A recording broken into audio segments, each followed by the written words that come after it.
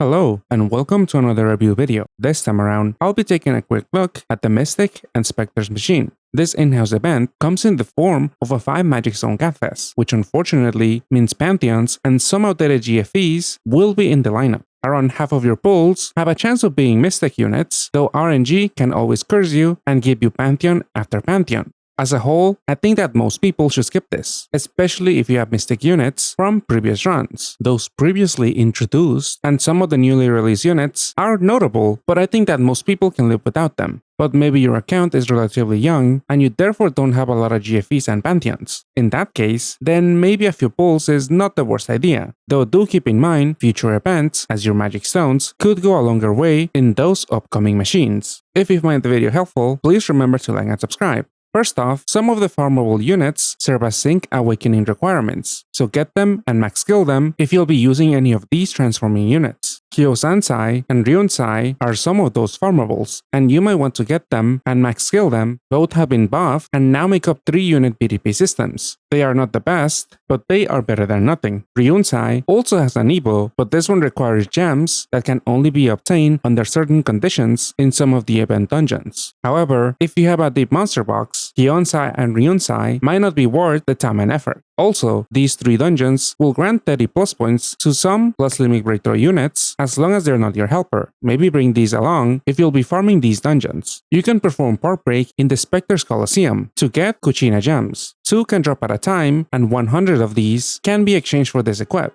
This honestly doesn't seem that great, but it is technically free. Think it over if farming it will be worth your time. Amakasumi is another exchangeable unit, but they are only worth 3 rainbow medals, which is very close to free. I would definitely get one, especially if you lack a deep monster box and don't have a lot of 3 team HP equips. Kuchina is the MP unit of the event, meaning that she can be purchased for $30 or for 1 million MP. Upon obtaining her, you will enhance the Mystic and Spectres badge that you can get when you obtain the badge unit Nurarihyon. The most notable team that can use the badge is Nura's team, but more often than not, the team chooses to run the BDP badge instead. Still, if you'll be running a Nura team with the BDP badge, you'll probably want to get Kuchina anyways, since she is a very solid cleric for BDP teams. Her active skill also loops a damage absorption void effect, though these are always a little tricky to use alongside a cleric effect. Your team will probably want to run another cleric or another unit that can void damage absorption shields. Kuchina's equip is also great for dark BDP teams, but could also be used in some non-BDP farming setups due to its 7-turn auto heal and Pierce active skill. The Pierce effect doesn't last 12 turns like Namien's equip, but I would say that this is a decent alternative. We'll hopefully see Utsuro from Gintama come to NA. He happens to be another dark BDP leader that can make good use out of Kuchina as a base and equip. Kuchina is not an essential unit for that team, as the dark BDP archetype will get a lot of support if we get the Gintama collab. But in case you don't have or won't be able to get some of the best in slot units for Utsuro, then I would at least get one Kuchina just in case. Though if you don't care for Gintama, I still think that getting one copy of this MP unit is not the worst idea, since again, the equip can be very handy for some farming setups. If you are excited for Utsuro, then maybe get 2 Kuchinas, as some setups can definitely make use of both the base and the equip at the same time. Hopefully you have enough MP to make these purchases, as $30 for MP units never really seems worth it. If you're low on MP, check out some of the other upcoming and returning MP units that we should be seeing very soon. Maybe these will pique your interest a little bit more than Kuchina.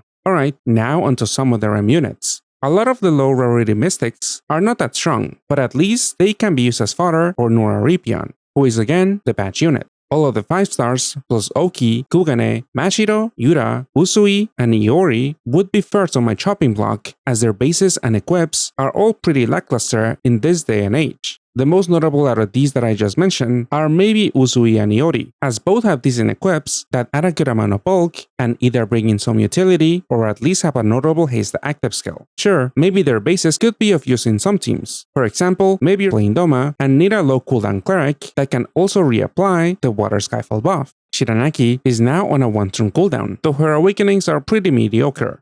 Still, she can work in some Kikoro builds. Maybe you were only able to pull one of that Kaiju number 8 unit and would really like to self-pair. By using Shigaraki as a sub, you'll be able to close the origin loop. However, be aware that these units with attack debuff will override any attack buff, so if you're counting on Isao's attacker attack buff to bypass combo absorption shields with Kikoru, plan out when you should be using Shiranaki. Kukan could be a large shield unit to help tank large hits, but the awakenings on the base and the Evo are very underwhelming, so this shouldn't be a top contender for that slot. However, his Evo can be very useful as a button base for Sun dungeons. If you also choose the Sun Super Awakening, you would only need a 5000 attack active skill to reach the 2.1 billion cap versus the 12,000 attack active skill that you would need on the next best unit that is also relatively easy to overcharge, Priscilla from ReZero. In this example, both units have been equipped with Academy Camilla and have double Sun Awakenings in a non-super gravity Sun dungeon. One thing to note is that the Priscilla used here is 891, while Kukan is only 297. Therefore, at the very least, I would recommend keeping a few Kukans around, especially if you don't have the best button active skills like the double-bladed axe. Base Ryume is largely unimpressive since the active skill doesn't handle common mechanics. His Fire Evo, on the other hand, brings a lot of bulk to the table and has really good double absorption uptime. Plus, he's also able to break a shield. The only downside is the self-inflicted cloud, but I don't think that this is that bad to work around. Fire Ryume does go all out on utility. It really does depend on your other unit's damage output, because in some cases, if you bring too many non-damage dealing units in a team, you will get executed in in-game content as almost all enemies are on a timer. Ryume's new Wood Evo is a match made in hell. Wood BDP and a haste system? Pass.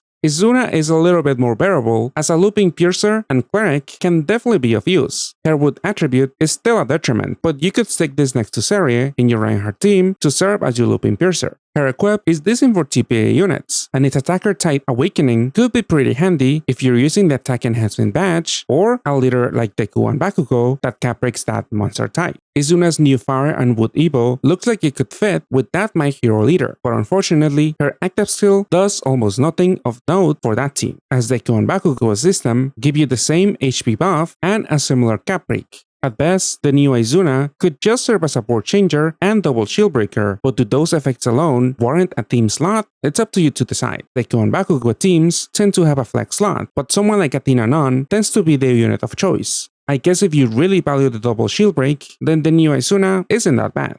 Mukotsu is a bit more viable now that they remove his transformation restriction that would only make him work from the third battle onwards. This is a welcome change, but when it comes to endgame content, he will struggle. Even though his recovery boost is very significant, healing could still pose an issue, especially in super altitude dungeons. Another issue is that Mukotsu only deals one follow-up attack damage, and almost all the dungeons nowadays require a lot more. Otherwise, you'll be facing some very annoying mechanics. Roku can be rolled in the REM or exchange for a Mikage plus a few other farmable resources. Thankfully, the exchange goes both ways, so you can get Mikage by trading in a Roku. This unit could fit in modern teams to help deal with large hits. However, the delayed aspect of its active skill will make it difficult to time. If you don't know the dungeon well, then Roku won't be all that useful. Base Touka is not that impressive nowadays, but some returning players should still be able to make a decent enough team with a system of her. Just keep in mind that she doesn't have any Fua in her leader skill, so you'll have to match her column to deal with results. But just like with Mukotsu, the Fua damage will not be enough for modern content, so you shouldn't expect to have a good time there. Another big issue will be devoting your only heal orbs to matching a column. For almost all teams, you will definitely want to match her TPAs to have any meaningful healing. Touka's Fire Evo is slightly better suited for modern content as a sub since her active skill can help tank large hits. Plus, her L Awakenings could be of some help to recover assist. Though overall, she's very unimpressive when it comes to her damage output, so she's very easy to replace, especially since a lot of units have come out as of late with similar or better bulk buffing active skills.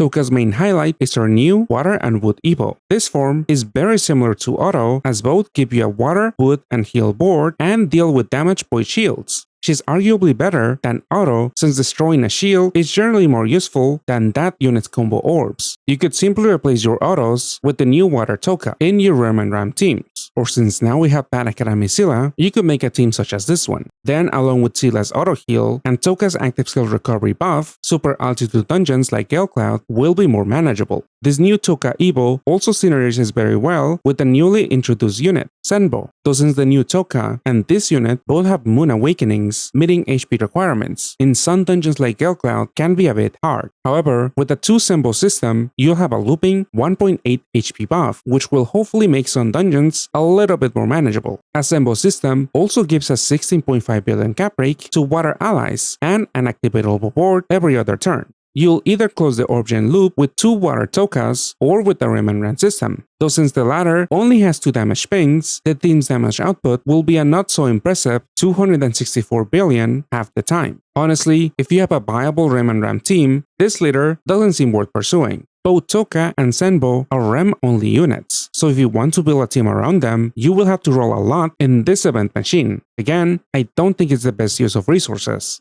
Seina, like the 2 previous units, is also another mid-priority unit. Hopefully, you already own her and thus shouldn't bother chasing her. The base Evo has an insanely high personal damage multiplier, but the unfortunate part is that her orb-gen is not the best. 3 orbs will not give you enough to guarantee any BDP matches. If you want to pierce, you will be forced to use other orb makers, which will further restrict the rest of your team. Also, unfortunately for her, her leader skill doesn't have any FUA damage. That issue could be solved with a good asymmetrical pairing, though at the moment there's not really anyone.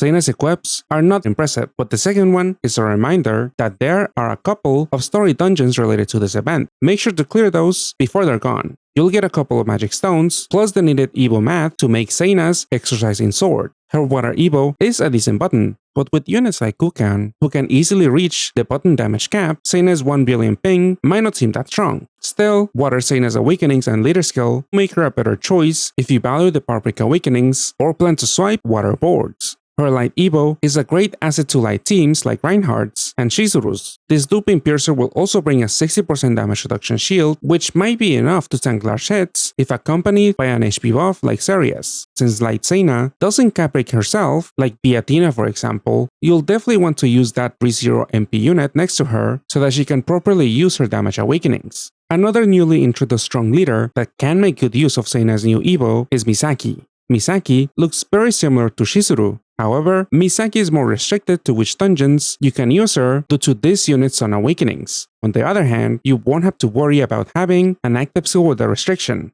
Misaki's leader skill is also easier to activate since you don't need to match Dark Orbs, and with Misaki's 2-turn cat type cap break, you have a bit more flexibility when it comes to the rest of your team subs. You won't have to look for another unit that has a cap break effect to themselves or others like you would in a Shizuru team. And to close the Orb-Gen loop, you won't have to fit in a third copy of your leader since you won't need to reapply the cap break effect. Therefore, you could run someone like the New Year Metatron duo, who will also give you more outs to deadly awoken binds and unmatchable debuffs. Similarly to Reinhardt teams, a Misaki team, such as the one on screen, will have permanent uptime on the most common absorption and void shield mechanics. She's definitely a strong leader, but the team does derive a lot of bulk from some awakenings, so tackling Moon content with Misaki will be very hard. Misaki's equip is the only other Hist equip with the light sub-attribute and levitate awakenings, so even if you don't care for the team, her equip could come in pretty handy. Mikage is the first unit to have an 83% damage reduction leader skill, which is definitely impressive, but leading with them will be difficult in in-game content. The main issue is that their leader skill activation will require multiple orb generators plus this unit's roulette to meet the 3 dark combo requirement plus a different attribute match. And if you want to deal damage with Mikage, you will need one of those dark combos to be a BDP match. And even if you meet the Orb-Gen requirement, the lack of recovery buff and low FUA damage given by Mikage's leader skill won't be the easiest to work with in newer dungeons. Mikage works better as a sub in a team built around the Mystics Patch unit. There, Nurarihyon cap breaks your subs, while Mikage cap breaks your leaders, thus giving everyone a 20 billion cap break, which is nothing to scoff at least for now. Mikage's Wood Evo is unfortunately very unremarkable. A looping cap breaker doesn't seem like the worst unit to have, but Wood TPA units don't have a lot of good support. Mikage's new Water Evo is way more remarkable, as they can be your cleric and solution to large hits. With their 60 billion cap break, they are somewhat reminiscent of Stark from Frieren, though Mikage's cooldown is a bit longer since this is not a transforming unit. Missing out on Stark's double shield break can also slow you down, but at least with Mikage, you will have a full cleric active skill, and you won't have to worry about matching TPAs to recover unmatchable orbs. This new water Evo synergizes with REM and other water and dark TPA units, but most people tend to use water Mikage in light or dark teams alongside Serie or Echidna.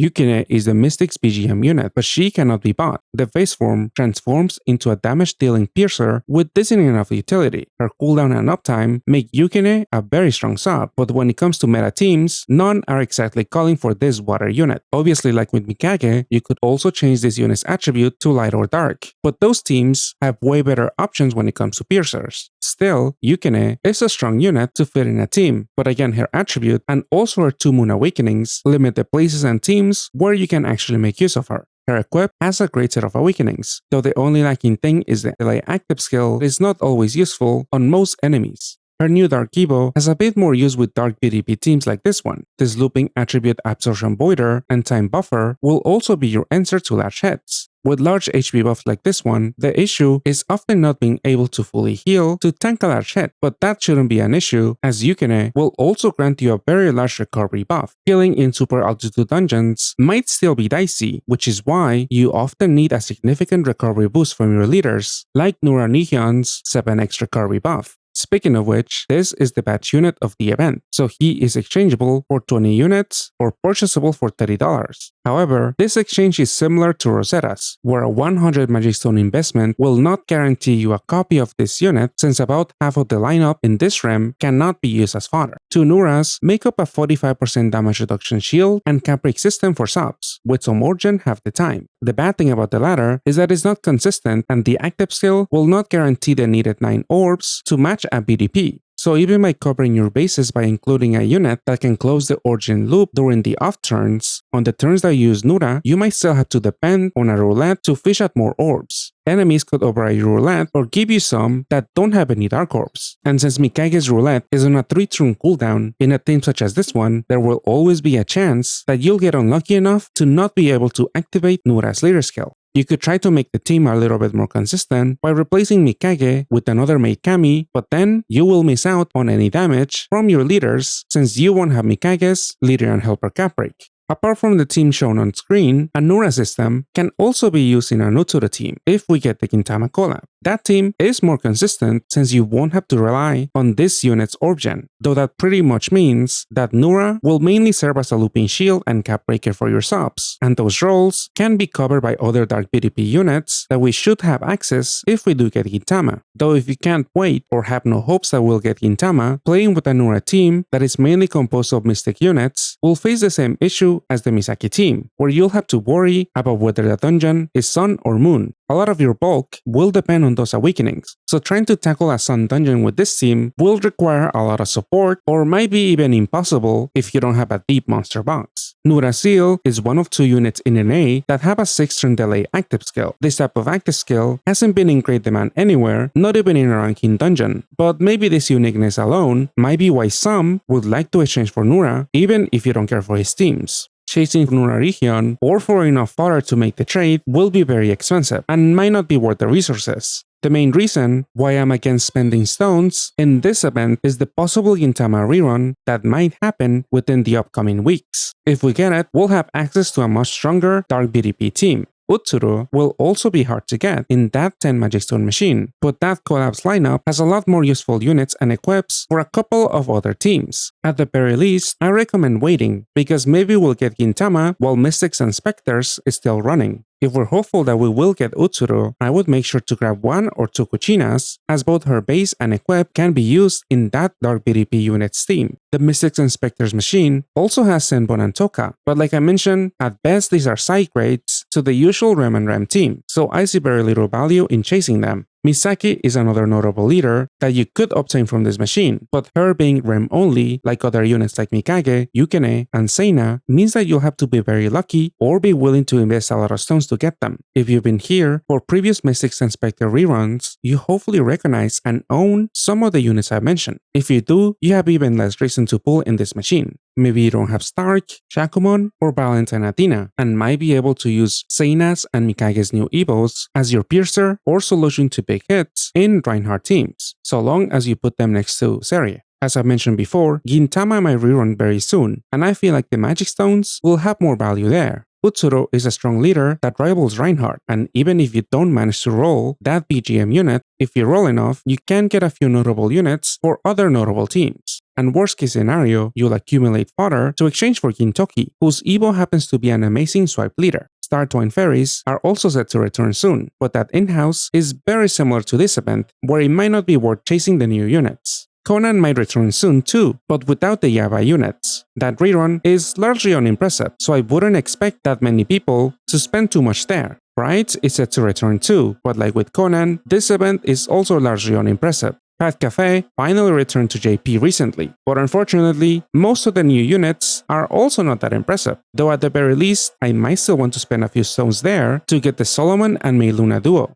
I think that duo is very strong, and thankfully can be exchanged with 7 Pat Cafe units from the new machine. We'll have more data on how useful that duo will be once Pat Cafe returns to an A, though before that, we'll also know what JP will announce on their next stream. That one is scheduled for the 20th, and even though like always, we don't know whether whatever they announce will actually make it to an A, maybe the news will dissuade you even more from spending stones in this largely unimpressive machine. Alright, that does it for this video. Best of luck if you're rolling, thank you guys for watching, and a special thank you goes out to Ages Number 1, Austin, Anna Corpanda, Breastfeeding Obama, Daniel, Eddie Ryan, Professor, Slotham, and T Bunny Fish for supporting the channel. I really appreciate it. I'll see you guys next time. Goodbye.